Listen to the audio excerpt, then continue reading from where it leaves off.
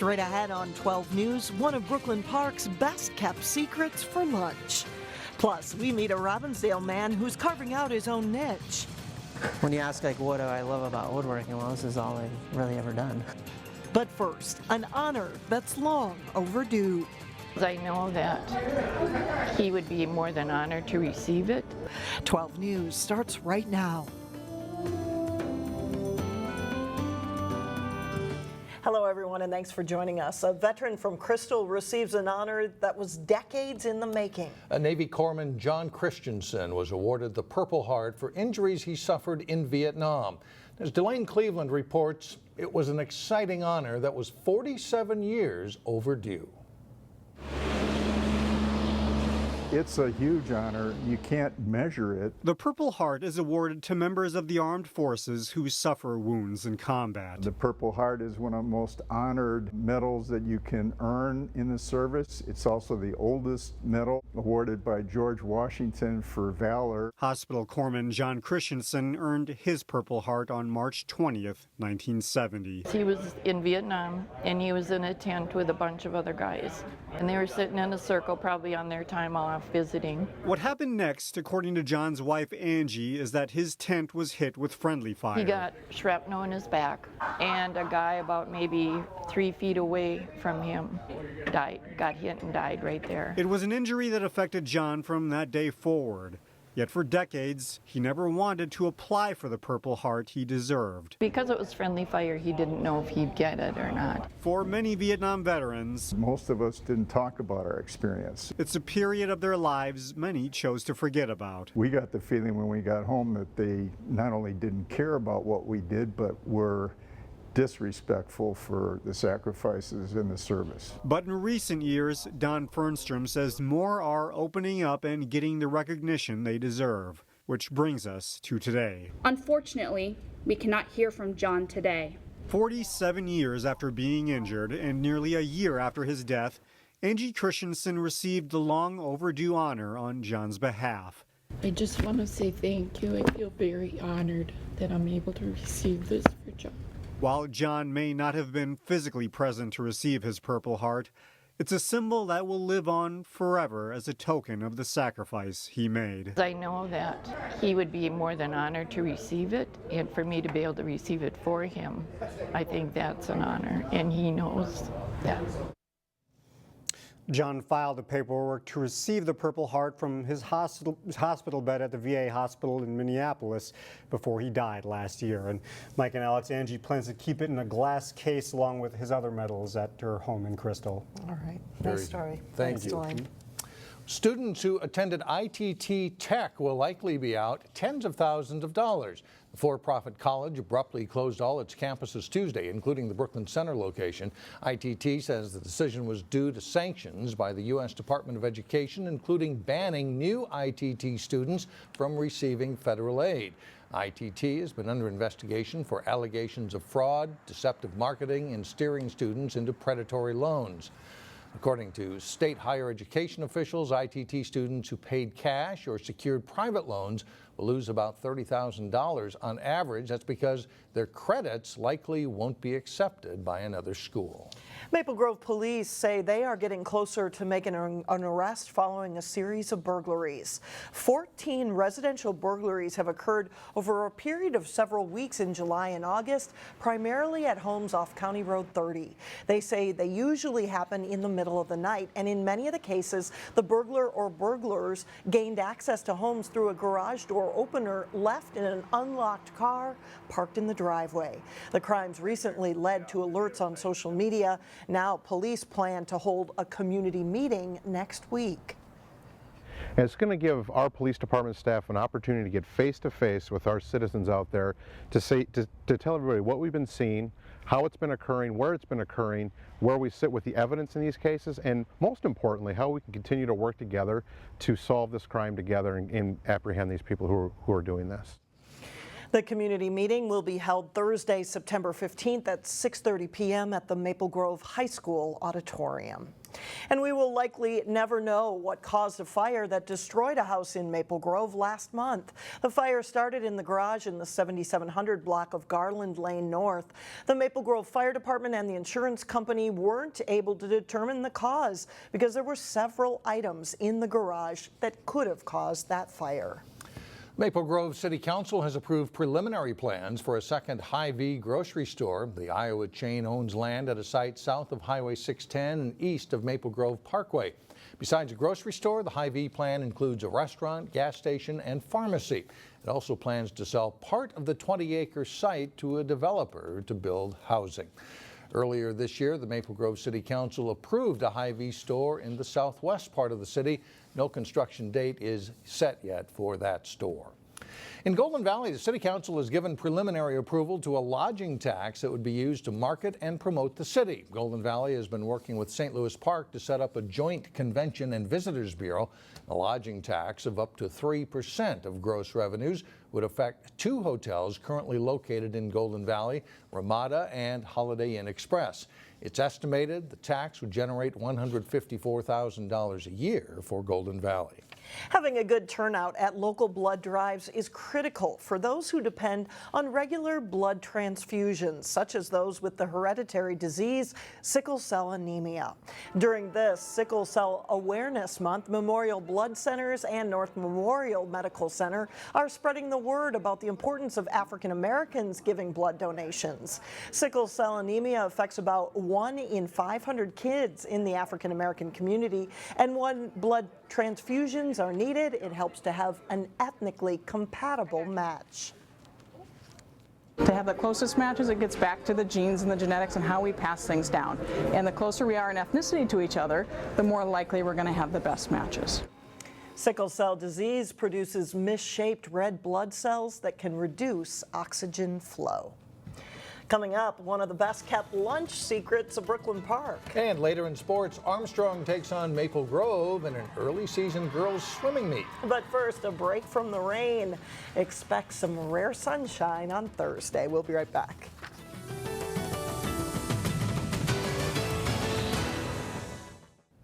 The next time you head out for lunch in Brooklyn Park, you might want to consider stopping by Hennepin Tech. That's where students in the culinary arts program can cook you up some lunch for less. Reporter Shannon Sladden has that story in today's Money Savers.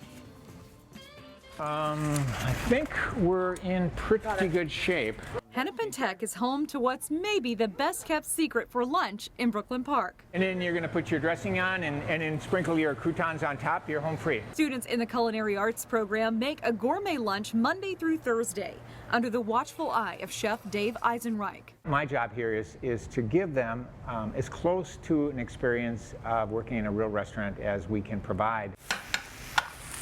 Today's menu is a pasta bar where students will cook up an entree on the spot. And I'm going to give this a couple of tosses, and then I'm going to throw the garlic in, because we know that garlic has a tendency to burn. So and no pressure here, because guess who's coming through the line first? The president of the college. The students don't seem to mind, though, because he's a regular. The food's great.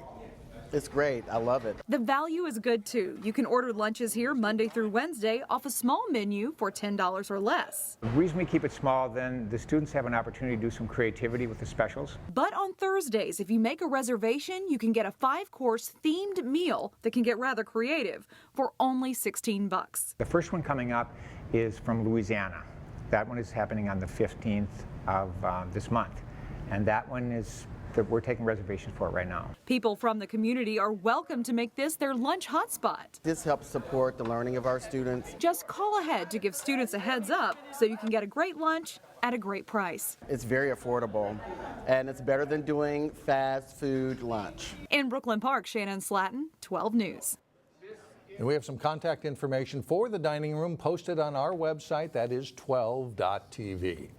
Well, coming up, a Robbinsdale man who's trying to carve out a name for himself. But first, rivals Osseo and Maple Grove open the conference season in volleyball by going head-to-head. John Jacobson is in next. Both Maple Grove and Osseo reached the semifinals of the Section 5-3A tournament last fall. Many of the same players are back, especially for Osseo, where the Orioles were looking for their second win of the season. Maple Grove 2-1 on the season coming in, hosting Osseo in this one. Set one, the set to Hannah Carmen. The Osseo sophomore puts it down. Later, Tina Bowe splits the blockers for the Osseo kill, and the Orioles win set one, 25-14. Set two, Lane Rusko with the back set to Kate Achenbacher, hit down the line, good for an Osseo point. And then on set point, it's Bowe, the wicked cross-court kill, and the Orioles take the second set 25-19. Set three is close early. Madison Black hammers it down for a crimson kill. Azaria Reed will step up and answer for Osseo with a hit here past the blockers. Back comes Maple Grove, Paige Hinsey coming through for Maple Grove, tying the score here at 12. But Osseo pulls away here, and they get a good rally on match point. Achenbach's hit down for a kill, and the Orioles get the sweep, 25-15, the score in set three. Breck's volleyball team has a new head coach this fall. The Mustangs were looking for their third win of the year as they hosted Brooklyn Center. Former Gopher coach Morgan Bowl, the new Breck varsity coach. First set off the Brooklyn Center serve. It's Breck's Kea Hunt to Carter Booth for the kill, and a 21-13 Mustangs lead. And they close out the first set here. Riley Walsh with a kill for the left side, and Breck wins set one, 25-16. Second set, and a great run of serving by Breck's Lauren Billick. She varies her serves and spots and scores a number of aces in this run. In all, Billick serves the final 20 points of the set. The Mustangs win big 25-2 in the second. Third set, Brooklyn Center's Desiree Swanson with a nice dig. The Mustangs can't return, and BC leads early 3-2. But Breck would win this one in three. Emerson Allen leads her team in kills this season, delivers one there. Breck wins the third set 25-17. They are now 3-0, and they host Blake on Thursday. In soccer, the Wayzata boys are off to a solid start. The Trojans looked for another win Tuesday night. They hosted Roseville. Wayzata's Patrick Weah getting to the ball, cuts back, shoots, but a defender gets a piece of the ball, and it's smothered by the Raiders goalie as the game stays scoreless. Later in the first half, the Trojans put some pressure on. The shot stopped, but Weah's there to knock the rebound in, and it's 1-0 Wayzata, and that's the score at halftime. Second half, more pressure for Wayzata. Daniel Polomarchuk to Matthew Munchow to Merced Harani for the goal. The Trojans have some breathing room now with a 2-0 lead. Erica Dowling increases the lead with good control of the bouncing ball. He'll volley a quick shot out of the air to surprise the keeper and score. Wayzata's now 4-0-1 after a 3-0 win. They open late conference play Thursday at Edina. High school girls swimming and diving teams have been working hard on the pool. The Maple Grove Crimson hosted Armstrong in a Northwest Suburban Conference meet. 200 medley relay, Armstrong and anchor Danielle Fredrickson breezed to the win in a time of 1 minute, 57.92 seconds. The 200 freestyle race is close. Bottom of the screen, Armstrong Sierra Smith edges Maple Grove's Rose Gallagher by 6/100ths of a second. The Falcons keep it going in the 200 IM. Grace Wohlschlager cruises, winning by 7 seconds. Her time 2:17.04. In the 50 free, Armstrong Samantha Sherbet holds off Hennessy Loxton of Maple Grove for the win. And in diving, Maple Grove's Allison Schulte is consistent to win easily. Her total 2:11.40 for 6 dives. The Crimson take the top 3 spots. Back to swimming, Maple Grove's Anna Ganser wins the 100 freestyle, but it's not enough. Armstrong wins this meet over Maple Grove 103-80. And let's look at sports for today. All right, thanks a lot, John. Today in our candidate profile series, we hear from the 2 candidates running for state senate in District 36. John Hoffman is the incumbent in the district that includes northern Brooklyn Park, Champlin, and part of Coon Rapids. He is facing Brooklyn Park Mayor Jeff Lunde. It's been 4 years since you elected me as your state senator. I sincerely thank you for the opportunity to serve you and our community. And prior to taking office, Minnesota's unemployment rate was 6%. Today, it's a healthy 3.8%. Closer to home, the North Metro area has seen a flurry of new business with our work on securing funding for Highway 610 and Highway 10. I am proud to have supported smart policies and funding to help bring stability and growth to our community. As a member of the Senate Education Committee, we made historic investments in our schools, and we've seen very positive results. Our high school graduation rate is the highest it's been in a decade, and thousands more preschool children have access and parental choice to high-quality learning opportunities and continue making steady progress toward closing the achievement gap. I'm proud of the work we've accomplished and hope to earn your vote. To learn more about me, please go to www.johnhoffmanmn.com. Thank you. Hi, I'm Jeff Lunde, candidate for State Senate. I'm running because I want to cut through the political BS and actually get stuff done. Things like our bonding bill, which will bring needed projects throughout our state. Tax cuts for our senior citizens, small business owners, and struggling families. As the mayor of Brooklyn Park, I focused on the root cause of issues, gathering the community to help meet those challenges. You know, people have lost faith in their elected leaders, whether they're in St. Paul or in DC. If you want to change the game of politics, start by changing the players. I'd appreciate your support to send a message that this is our government, not theirs. Still ahead, a Robbinsdale man turns scraps of wood into works of art. We'll be right back.